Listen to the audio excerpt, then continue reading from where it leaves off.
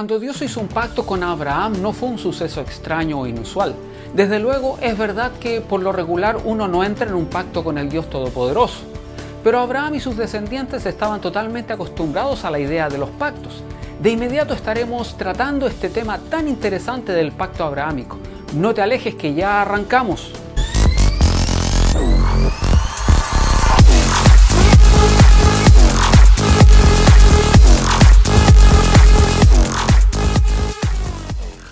Las disposiciones del pacto abrahámico se componían de tres aspectos.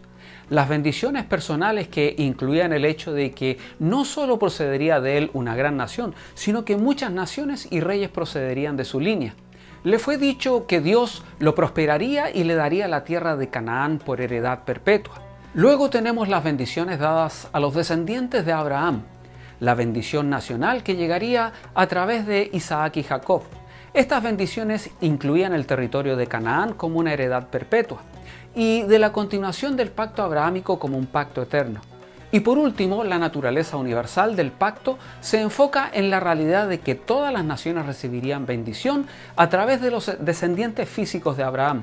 Desde luego, la bendición más grande de todas ha llegado a través de Jesucristo, que al morir en la cruz ha puesto la salvación al alcance de personas de todas las naciones. En los tres aspectos de las disposiciones del pacto abrahámico ha habido cumplimiento en parte. Y en los tres aspectos hay promesas que no se han cumplido todavía. Probablemente el asunto más significativo relacionado con el pacto abrahámico tiene que ver con su naturaleza. ¿Es un pacto condicional o incondicional?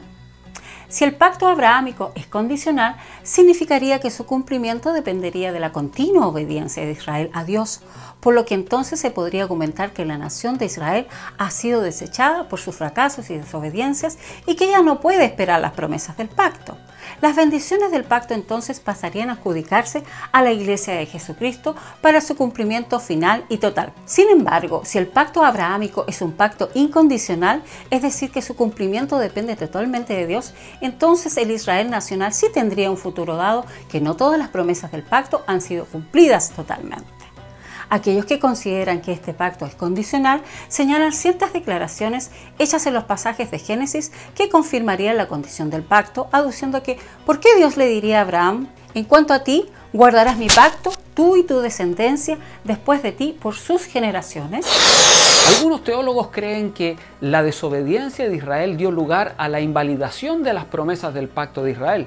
Por lo tanto, creen que el pacto con Abraham fue claramente condicional. En Génesis 12 se considera que estos versículos enseñan que las bendiciones del pacto estaban condicionadas a que Abraham dejara su país y se trasladara a Canaán. Pero una vez que él hizo aquello, el pacto no tenía más condiciones. Esta perspectiva enfatiza adecuadamente la naturaleza incondicional de este pacto. Desde luego, no sabemos qué hubiese hecho Dios si Abraham hubiese decidido quedarse en Ur de los Caldeos. Es posible que nuestro creativo Dios hubiese obrado de tal modo que hubiera cumplido igualmente con el pacto. Pero no fue así, por lo que simplemente no sabemos qué hubiese sucedido. En consecuencia, después que Abraham obedientemente llegó a Canaán y por los próximos años, mientras se repetía y se ampliaba el pacto, no habría existido ninguna condición especial. Para considerar la naturaleza del pacto como incondicional, se deben abordar cuidadosamente las declaraciones que se muestran en Génesis 17, 22 y 26, ya que algunos teólogos consideran que estos pasajes contienen nuevas condiciones agregadas al pacto.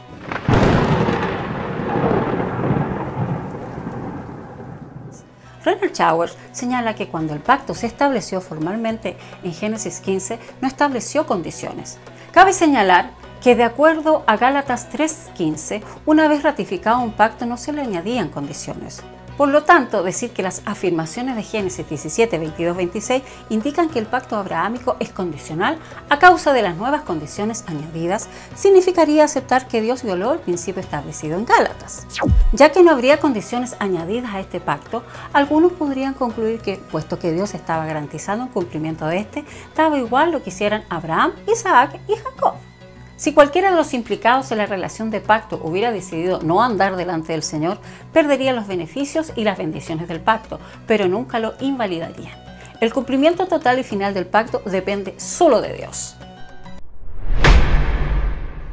Aquellos que piensan que este es un pacto incondicional se afirman en otros pasajes de la Escritura que también se encuentran en Génesis 15.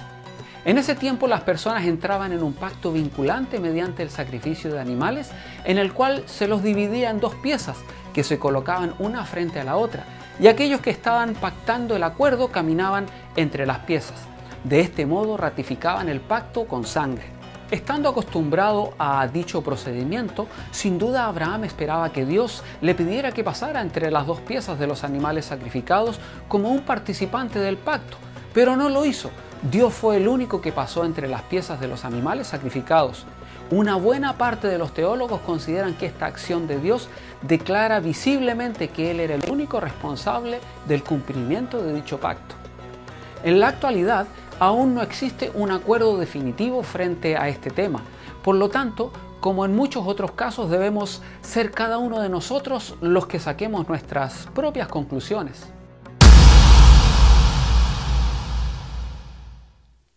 Realmente, amigos, este es un tema bastante más extenso y complejo, que lo hemos comprimido y simplificado para su mejor exposición y comprensión en este limitado espacio de la Academia del Aire.